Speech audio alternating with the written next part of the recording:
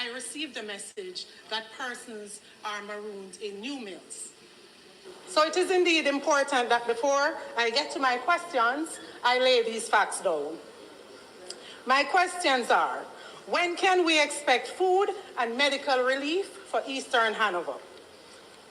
When can we expect air relief to residents of Chester Castle and New Mills, and also in the forest area where people are moving around on boats? Thank you. Thank you, member. The member from St. Elizabeth Northeast. Thank you.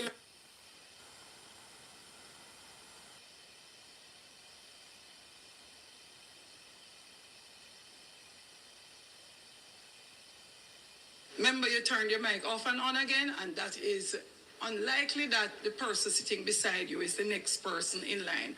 Hold on. You may have to move. The person next in line is the member from Portland East. Don't just yield. You can ask your question first, then the member from St. Elizabeth can come across to you. St. Elizabeth Northeast. So don't turn your mic off. I won't, Madam Speaker, Thank but you. chivalry is not dead. So if my friend will, thank you. I will yield.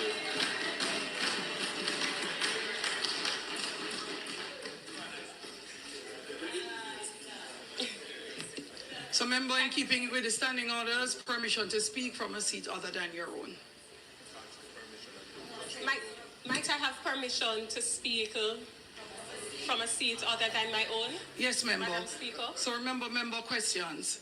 Very well, Madam Speaker, and thank you to the member from Eastern Portland. My questions to the Prime Minister are as follows.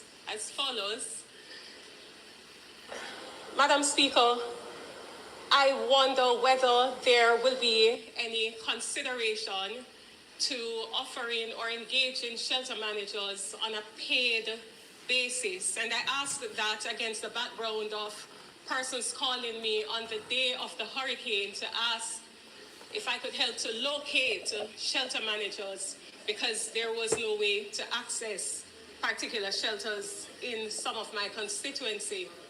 I also ask it against the background of having visited shelters in Thornton and Quickstep, which were without resources, no bedding, etc. And there were no measures in place for persons who were actually coming in. I wonder if we perhaps engage shelter managers on a paid basis, if we might have a better outcome in terms of the future preparation for these types of natural disaster. My second question has to do with the issue of housing.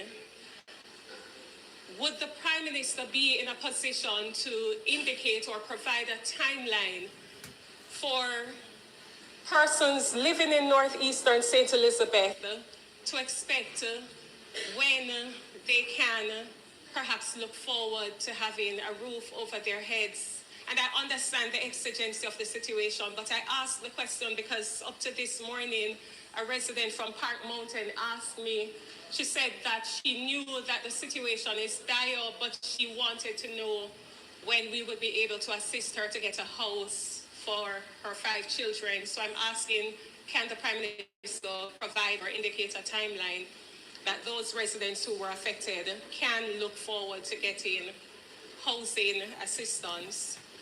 Third, the Prime Minister spoke about connectivity and Starlink communication. Will there be any consideration to providing such connectivity to communities in northeastern St. Elizabeth? And if the answer is yes, might we have a timeline for the provision of such services? And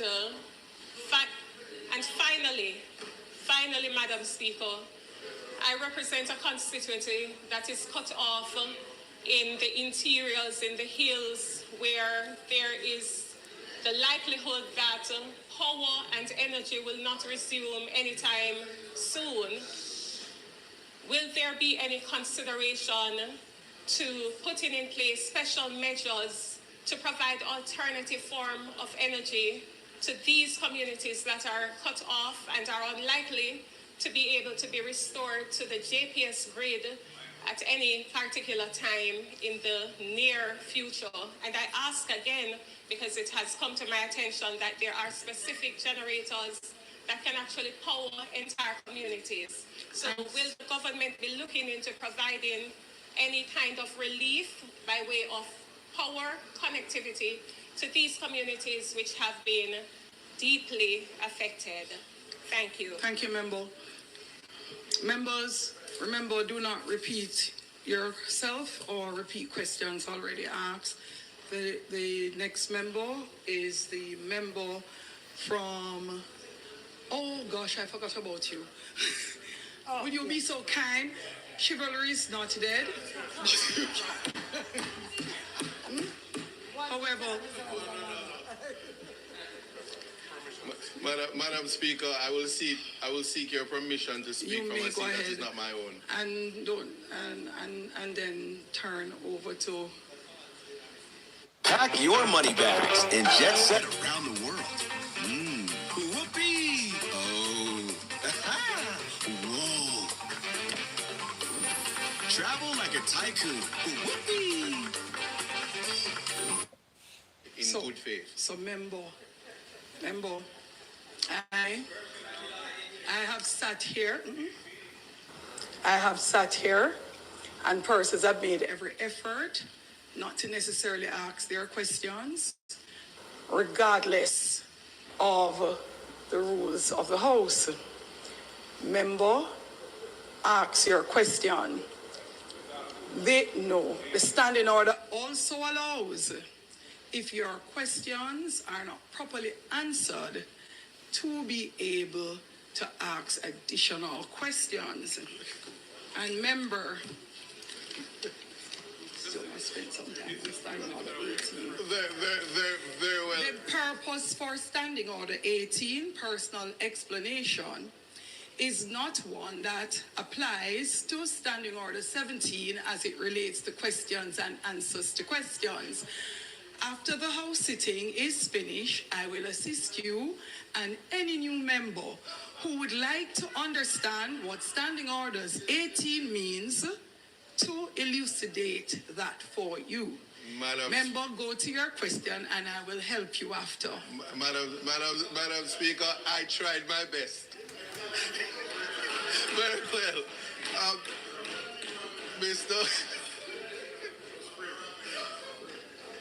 Mr. Prime Minister, I have three questions for you.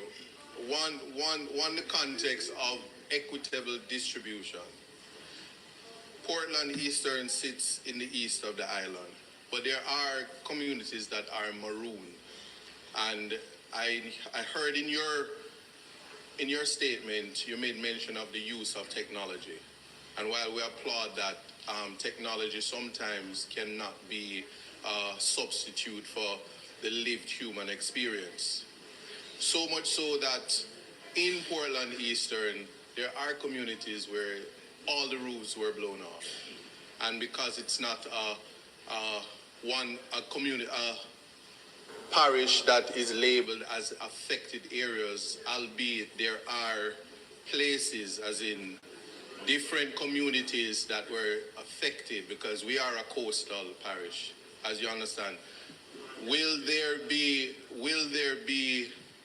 a committee set up to investigate the maroon areas so that they can be attended first in time, like the other areas that have already been designated as such? In keeping with the equitable distribution, if I am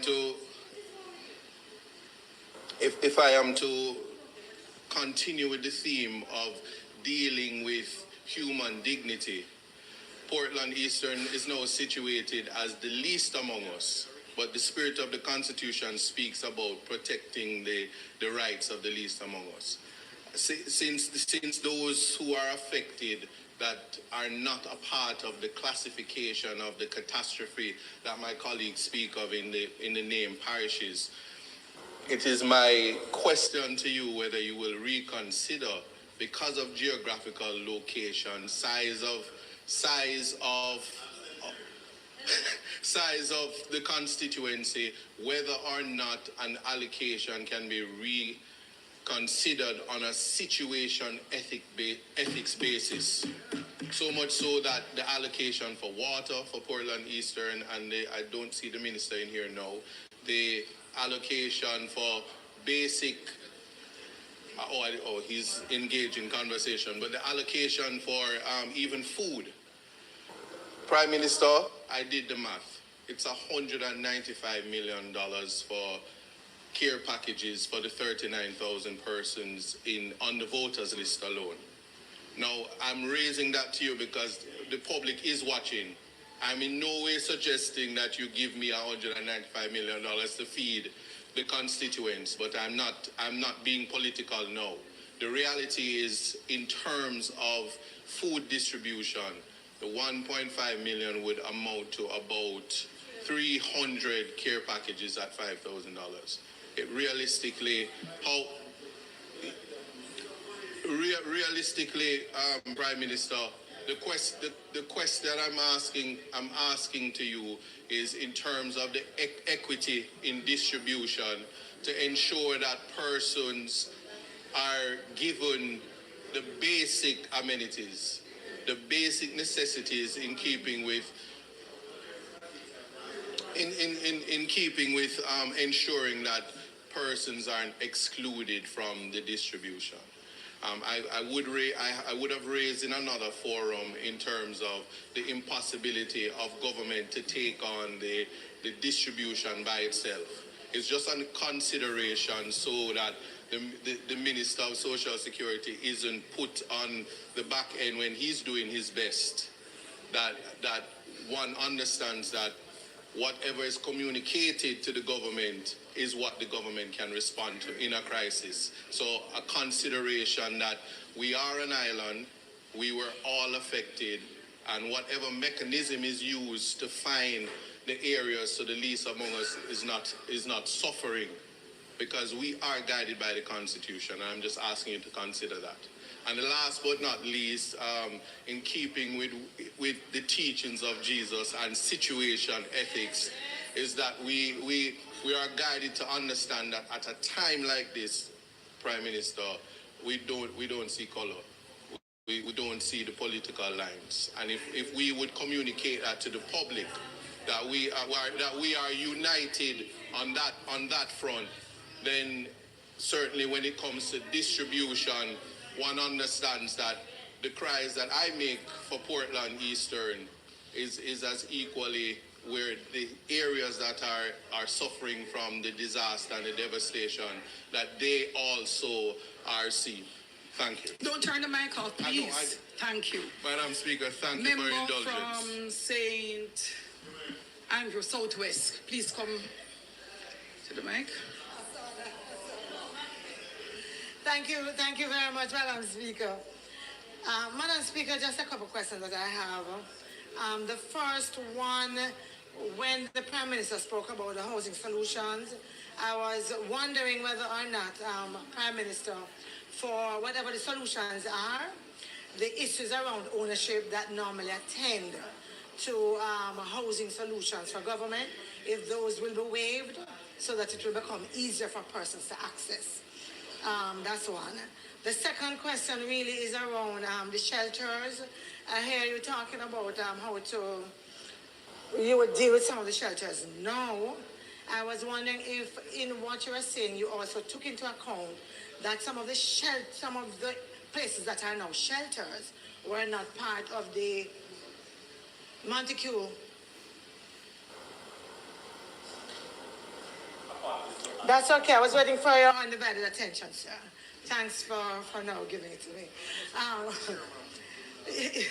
In terms of the shelters, I was wondering if you took into account the buildings or the areas that are actually functioning as shelters when you spoke about shelters, or whether you were looking at what was previously designated as shelters before. In other words, I've heard people go to one shelter, the roof blow off, go to one next shelter, the roof blow off, catch a little place over there, and that became the shelter. So I want to make sure we're clear on what you are defining as shelter, so individuals will know that wherever they are going to get the relief. And then my other two questions. One is around the economic devastation that you spoke about and whatever the solution is going to be for individuals in terms of making something available. To remember that I think you had 3 categories of parishes that were affected. I want to remind you that there are communities that are totally decimated, even in areas where there hasn't been much damage, yeah? And in this case, and I noticed it was included when you spoke about the agriculture and the other areas for economic devastation, but I want to mention the fishers in particular, and to ask you to make sure that when we're talking, they know that they are included. And you would know, Prime Minister, that I have to talk about the fishers because I have fishing communities and they are totally decimated. They went back out to sea, not one pot was saved. Yeah, and many of them no netting left. Many of them, the wharves are totally gone. And so I want to make sure that although I'm in Kingston, although we don't have that level of devastation, there are these communities that will be able to get the kind of aid. And then my final question really is around whether or not, in hindsight, Prime Minister, you believe that we could have had a more transparent and effective communication, in particular with elected representatives, MPs, councillors, and other leaders. And I heard a voice over there when someone asked a question saying, if you're not listening to press conference. I believe that the Parliament of the land must have a system of communication even in this national disaster that recognizes the authority of the elected members of the National House of Parliament.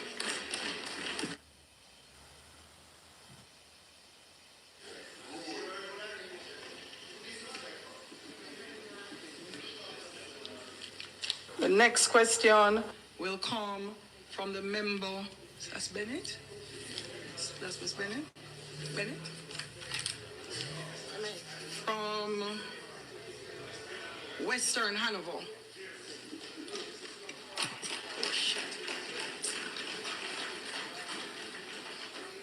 Member, apologies, that was me. Is that Azan? Member from Hanover West.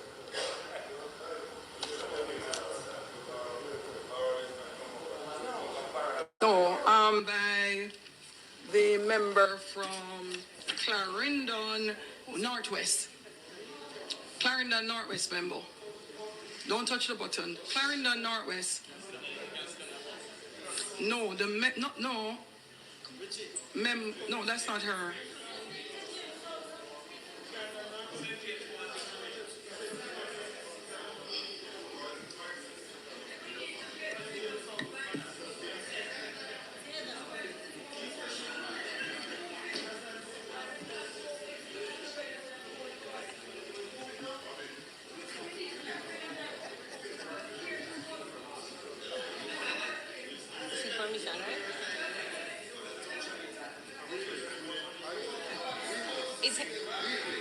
Madam Heather.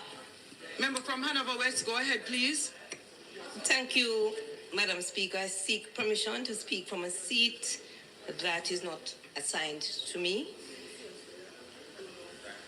Permission granted, member. Madam Speaker, many of the farmers and fisher folk down in Western Hanover were badly damaged. Crops destroyed, nets gone. My question today is what kind of resource will there be a special allocation for our farmers and fisher folks under the circumstances. My other question, I welcome the Prime Minister's presentation with respect to putting in field hospitals. He did mention that Noel Holmes Hospital was badly damaged. The outpatient ward area is no more. The maternity ward is no more. In the interim, will there be some kind of measure in place to reach our elderly and vulnerable persons out in the communities? And also, what timeline is in place to put in such field hospital, and also whether or not there will be consideration to build a new hospital for Hanover? That is, the Noel Holmes Hospital as it is now and where it is, whether consideration is being had to build it elsewhere. Don't turn off the mic. Next is the member from Clarendon Northwest. No, the person who was seated there.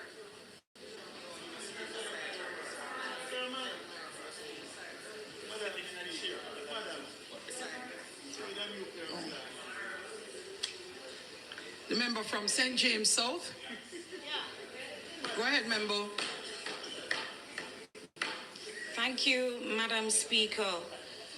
Prime Minister, I wonder if, given the learnings we're taking from this experience, if you have given any consideration to the fact that deep rural constituencies such as South St. James, Northwest St. Elizabeth, East Central St. James may need to have a more devolved and decentralized way of managing not only disaster and recovery, but how we treat the development of deep rural constituencies.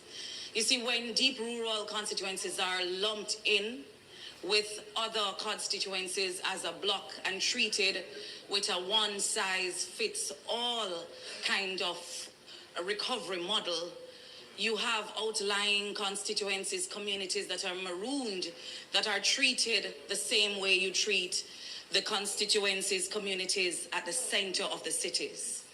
Maybe it is an uncomfortable conversation, but have you given any consideration, given it's a question, to the fact that deep rural constituencies should not be allowed to wait at the back of the line for repairs to their roads, for repairs to their community centers, while we focus on the hospitals and at the middle of the parish, for example, in St. James? Yes, the hospitals need to be repaired, but should we have to wait always at the back of the line?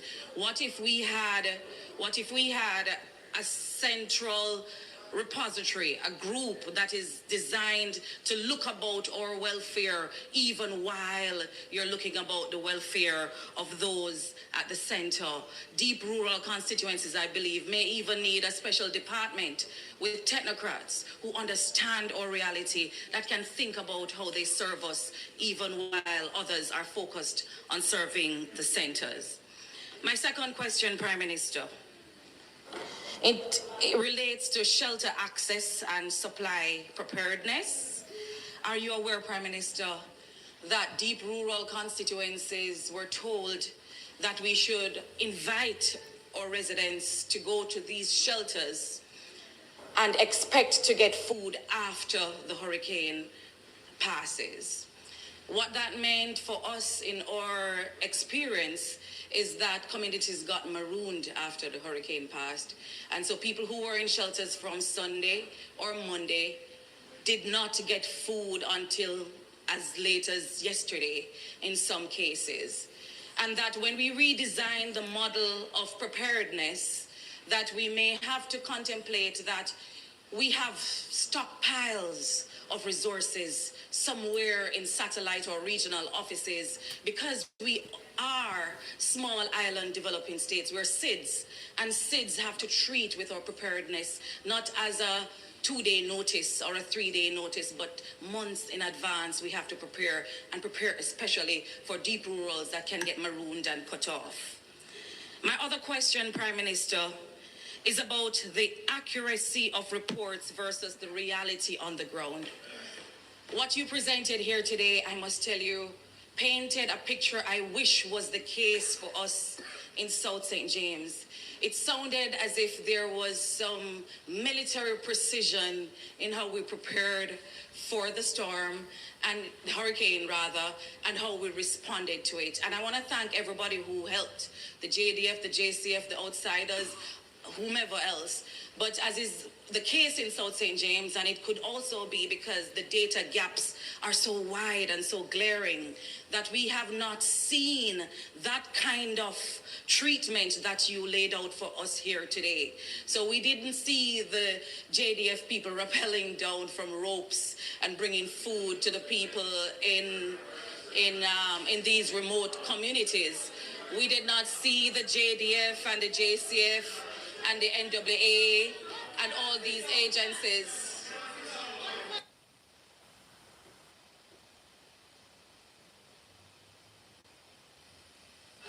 The other challenge you will have, member. See, I just switched off. Are you finished your questions, member? So you'll have to move to another station. So the challenge, no.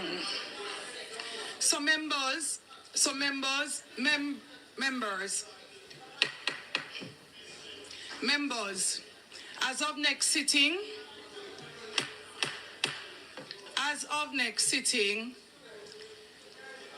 of next sitting, member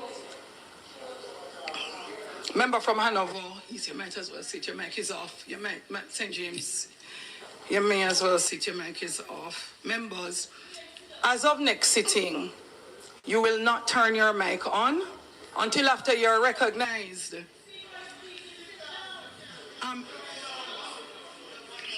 I know it's a point of order when he stood up, but member, your point of order. Marshall, would you be so kind? Is it possible to utilize the permit? Would you please take it to the member for the point of order?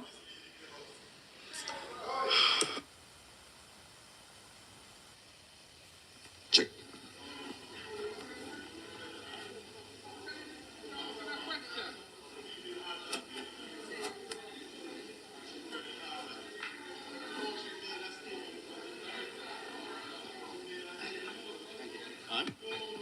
Madam Speaker, the member from South St. James is misleading the House, Madam Speaker.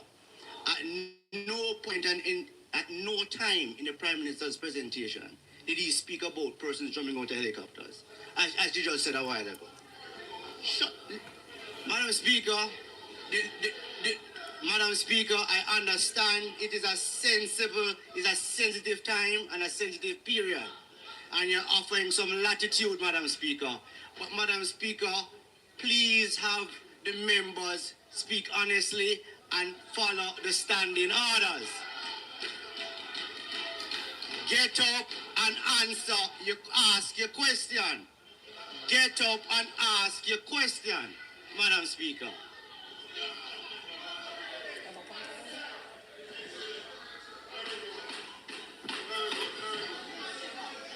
Another member, does another member have a point of order?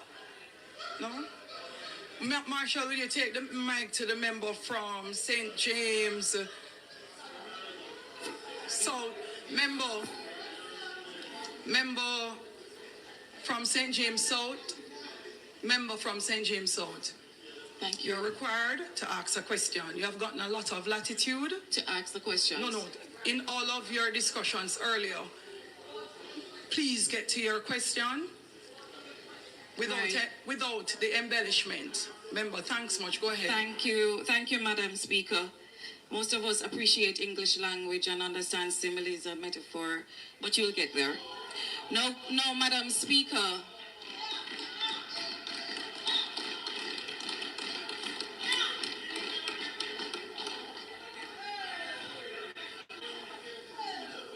No, Madam Speaker, Prime Minister, and thank you.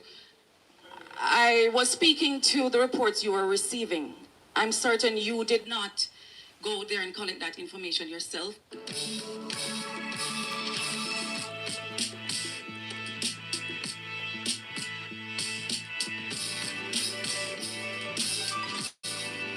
Here today doesn't reflect the reality we had on the ground in South St. James.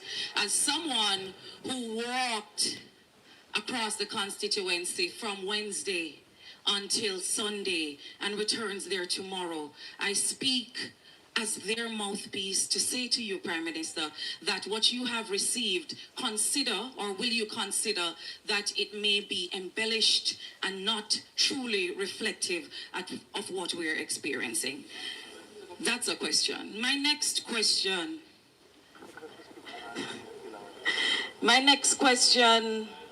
is about the scale of the damage and inadequate allocations. And I want to thank you and thank your cabinet for considering that $10 million allocation to a constituency like South St. James. But when you get a chance, and I know you have a long list of places to go, Prime Minister, will you consider coming to South St. James and these constituencies on foot this time and see for yourself the scale of the damage? I know that data is not our strong point in Jamaica. We don't collect enough data to show you that 5 or 10 or whole communities have been wiped out. And the speaker, the leader of government business can tell you, because he's from Moko, that Moko don't exist anymore. The houses have been flat. I don't know where to start with $10 million. And I'm asking that you do not apply a one-size-fits-all budget or purse to constituencies that have been totally demolished by devastating Melissa. That you come in, not by yourself, but with the technocrats, with those from Mona Geologics, those who actually, not the politicians, they're just noise. I want you to consider, Prime Minister, to come in with the technocrats and see for yourself, because I don't know where to begin with $10 million. And my final question, Madam Speaker, to you, Prime Minister, is compensation and recognition for community responders. For me, I heard when you mentioned, Prime Minister, about all of these agencies that went in and did all of these beautiful things in the constituencies, supported by the men and women on the ground. I wish for you to understand that from our perspective, it was the entire, another way around, it's 180 degrees. It was the men and women from the constituencies who went in first, second, and third to clear the way so that they could come in. And I want you to consider, or will the Prime Minister consider, that the stimulus package that you proposed be thought out in a way that not only the big contractors who come in with their trucks and their tractors from parishes in St. Thomas and Kingston get the big bucks, but consider, Prime Minister, that these people who use them saw, them hoe, them machete to clear a path be given some of the big bucks too, and not just the crumbs after they have swallowed up the bulk of it. Thank you, Madam Speaker. Now, members, you get a lot of latitude which you abuse.